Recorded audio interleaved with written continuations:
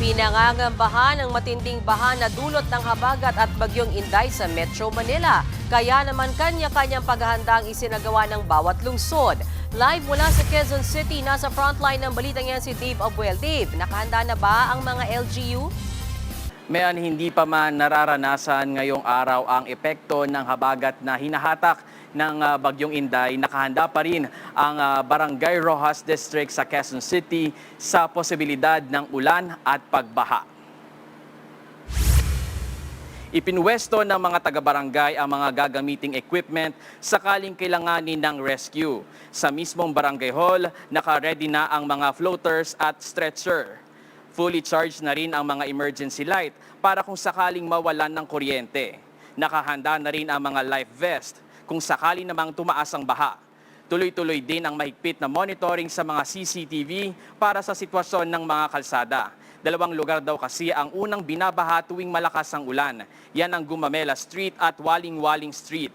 Nakaantabay na rin ang ambulansya, pati na rin ang mga bangkang gagamitin ng mga rescuer kung sakaling kailangang mag-evacuate. May mga upuan at modular tent na rin para sa mga pamilyang lilikas. Ayon sa kapitanan ng barangay, hindi pa naman sila nagpapatupad ng preemptive evacuation dahil maayos pa naman ang lagay ng panahon sa lugar. Ako po humiling sa aking mga kabarangay na magtulungan po tayo, maging alerto tayo para at least hindi tayo mahirapan sa paglilikas ng mga residente natin.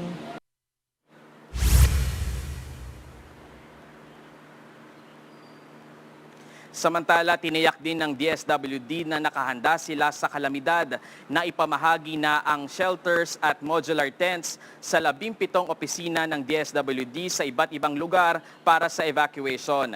Nasa 4.7 million family food packs ang nakapwesto sa iba't ibang warehouses ng ahensya.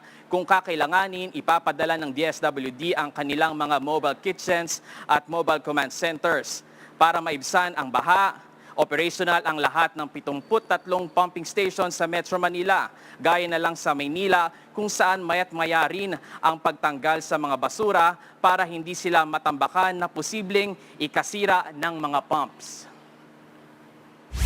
Mayan, sa ngayon, maganda pa ang panahon dito sa bahaging ito ng Quezon City.